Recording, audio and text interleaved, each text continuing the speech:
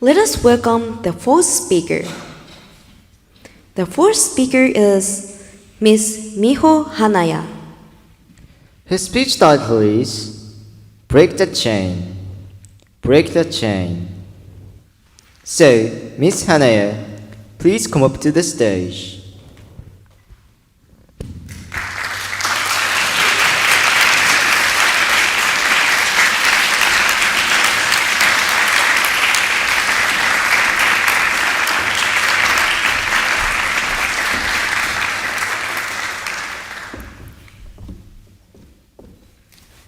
Thank you, Master of Ceremony, distinguished judges, all the organizers, and audiences.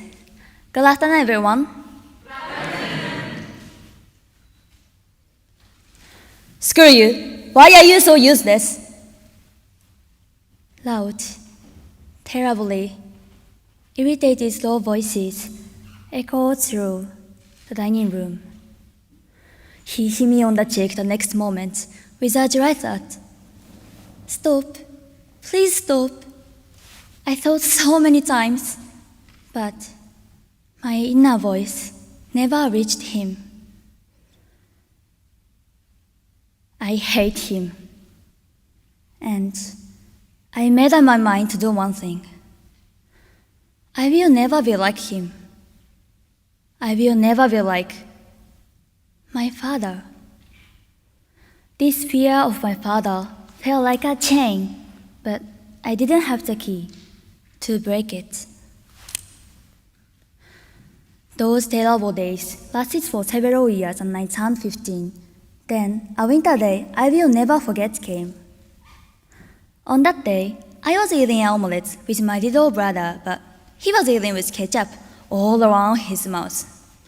Gradually, I got frustrated and yelled at him, "Dolly, why can't you do such a simple thing?" Then he looked up at me, tears in his eyes, and said, "Miho, you look like our dad." I was very shocked. Do I look like that? I swore many times I would never be like him. However, I got angry, just like my father.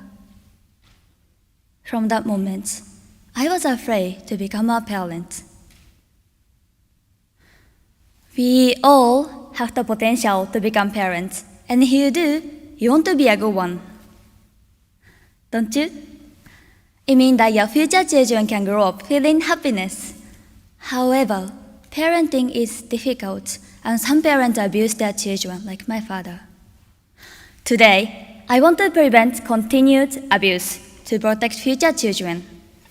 I hope to reduce abuse, including verbal abuse and any violence, and make better relationships with our future children for people who want to be parents in the future. After my brother told me I looked like my father, I researched a lot because I was afraid of becoming a parent like my father. I have come to realize a remarkable truth. According to a research result conducted by Midori Nakajima in 2005 at Hiroshima University, 50% of abused children will repeat abuse when they become parents. This data was very frightening for me because it indicates that either my brother or I will abuse in the future. The abuse continues from parents to children. This is the negative chain. As you all know, abuse risks injury or death to children, and in the negative chain, your precious children can be the next victims and even perpetrators. The abuse and its terrible suffering can go on forever. But why is abuse passed on from parents to children? It is because we only know how our own parents discipline us. There are fewer opportunities to learn the way to discipline children. So, abused children wrongly perceive violence and verbal abuse as discipline, and when they become parents, they repeat the incorrect decisions. My father always said, "This is how I was raised," when he beat me. In fact, according to a 2018 survey from NGO Save the Children, about 70% of parents hit their children as discipline, and the brains of abused children change and perceive abuse as a natural act. So, because they don't know how to discipline children correctly, they imitate their own parents' incorrect decisions. Then, how can we break this negative chain? I like to see the discipline observations incorporated into mandatory. I want the Ministry of Education to incorporate it as a new item in home economics. Because today's home economic class is focused on how to grow children, and while some are taught how to raise children, such as how to feed them, we are not taught how to discipline. Also, by making it mandatory, it can be taught to all children.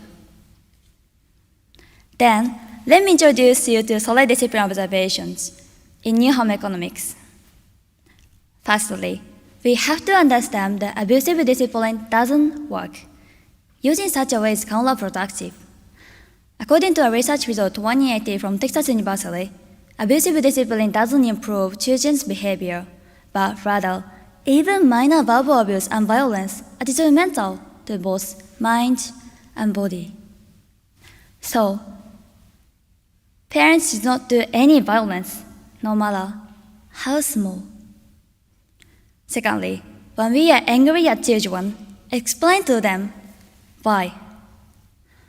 For example, instead of just saying, study, you should say, you need to study in order to get a job you love in the future. Children won't understand what is wrong without reasons, or else they will only have the memory of getting scared. So parents need to explain and convince their children. Lastly, if we fail to do these two ways, tell our children that you've made a mistake and say, sorry. It prevents children incorrectly perceiving as the right discipline. Furthermore, you, who just heard this, please work on the solid discipline observations for juniors or younger siblings. By practicing from now on, the right discipline becomes a habit, and you will directly prevent the negative chain. Understanding the right way of discipline from childhood can prevent the wrong perception of it and the negative chain. I have gained much knowledge, and I want to become a parent. I believe I can live happily with my future children. All of you, future parents, can be the chain that binds your children. However, you also can get the key to free your children from the negative chain. You have the potential to both bind and free your children. So, why not take a step forward to the key? Ladies and gentlemen, breaking the negative chain can save many hearts and lives. So please, break the chain. The key is in your hand. Thank you.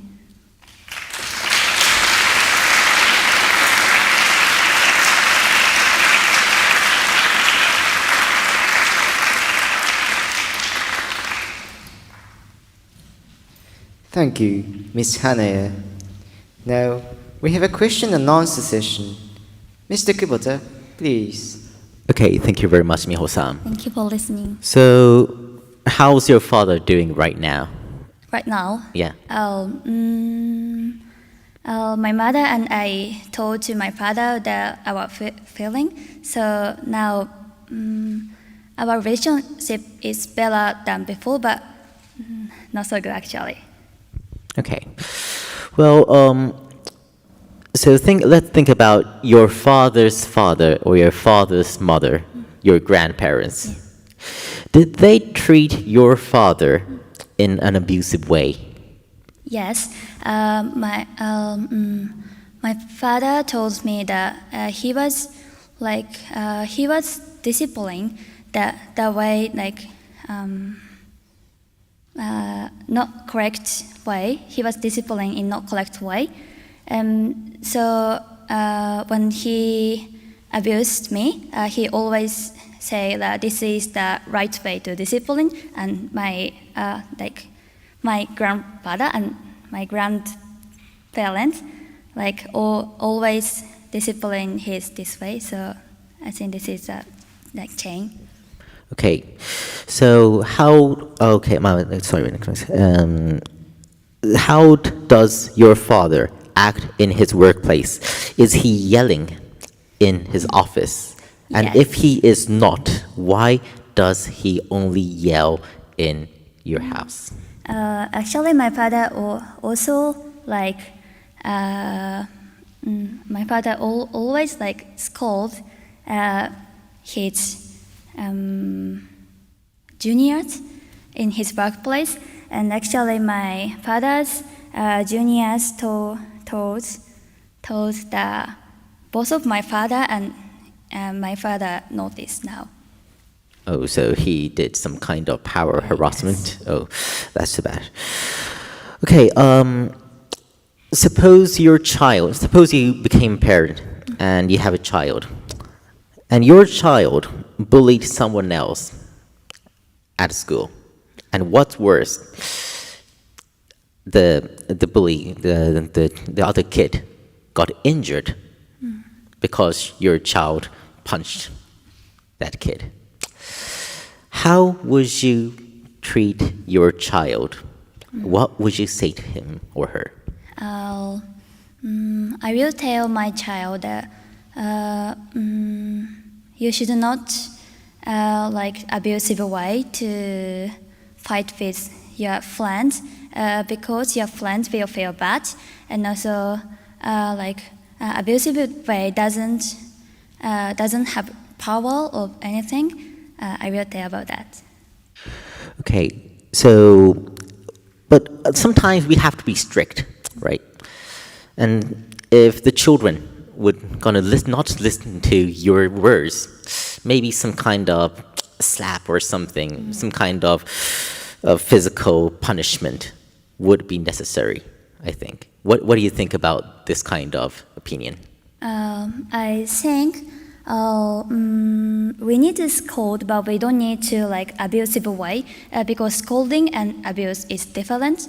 The scold is for children because it's to guide your children. However, the discipline is to control the child, so it's for parents. So you need to make your way to scold, and the way is that adding the reason. Okay, so time's come. Thank you so much. Thank you for listening. Thank you, Mr. Kubota and Ms. Hanaya. Please go back to your seat.